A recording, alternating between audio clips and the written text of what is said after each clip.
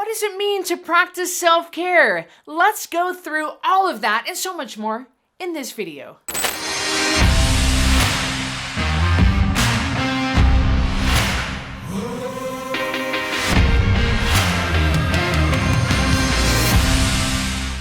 In this video, we're going to talk about why self-care is important for mental health. Then I'm going to tell you what self-care is and what it isn't. Finally, I'll tell you ways to practice self-care, including how often you should do it.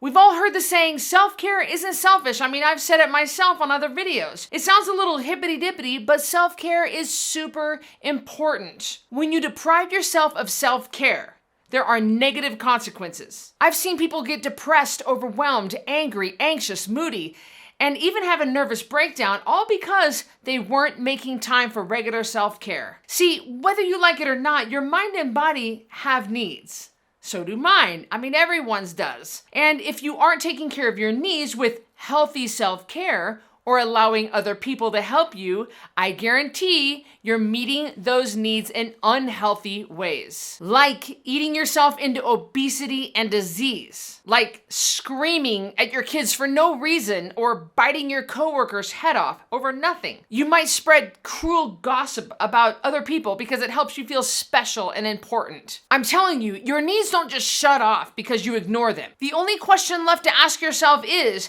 will you take control and meet your needs in a healthy way that make the happiest and best version of yourself? Or will you put yourself last and destroy your mind and your body and relationships because you aren't taking good care of yourself? It's not a question of if, it's a question of when. Ignoring your needs will tear you down, including mentally. Self-care is a necessity, and it's one that you've got to make a priority. I'm speaking from experience here. When I neglect my self-care, I get impatient with my husband and I get snappy with my dogs. I'm more likely to get snappy with one of my employees or get just overall frustrated more easily. I practice self-care every single day because when I don't, I start feeling like crap and I just act like crap. All right, so now let's talk about what self-care actually is and what it isn't.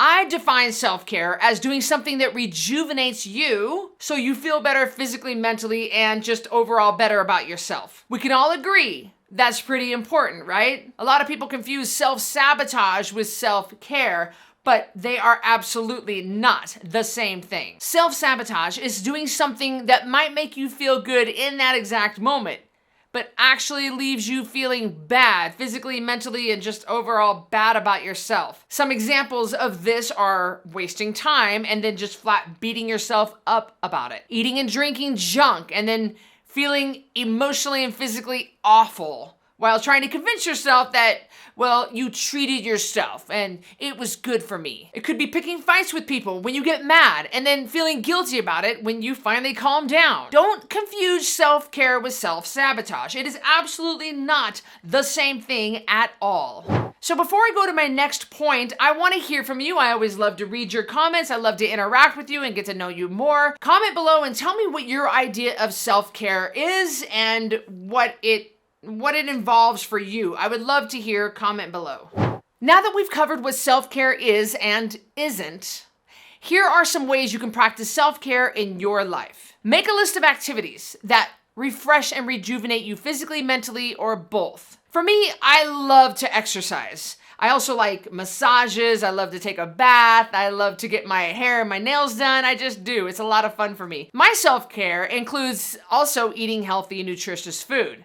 Because if I eat like crap, I feel like crap. Your self-care could be whatever works for you. It just needs to be good for you and leave you feeling better physically and mentally and just overall better about yourself. Once you've got your list of self-care activities, schedule them into your week. That's right, I said schedule these in and make them top priority every single week. That's right, I said it every week. And I don't want to hear, well, I don't have time. First of all, we all make time for what's important to us. Decide the self-care is important enough to make time for. And believe me, you'll find a way, even if it means saying no to doing other stuff. Also remember what I said about your needs. You have them whether you like it or not. Scheduling and sticking to your self-care routine is how you ensure that you get the rejuvenation and the healing that you need. And so you don't need to resort to negative behaviors like self-sabotage or being mean to other people. Hey, look, it sure feels better to take a hot bubble bath and read a book than it does to fight with your spouse and scream at your kids. On my nutrition program, the Code Red Lifestyle, we talk about self-care all the time because my clients, before they came to Code Red, were putting themselves last and feeling guilty at even the thought of self-care. But all they did was just end up obese and miserable and unable to be the parent, the friend, the spouse that they could be. If you need help taking better care of yourself, get started on my program by joining the Code Red Lifestyle private network, which you can get in the App Store, Google Play Store, or at coderedlifestyle.com/app.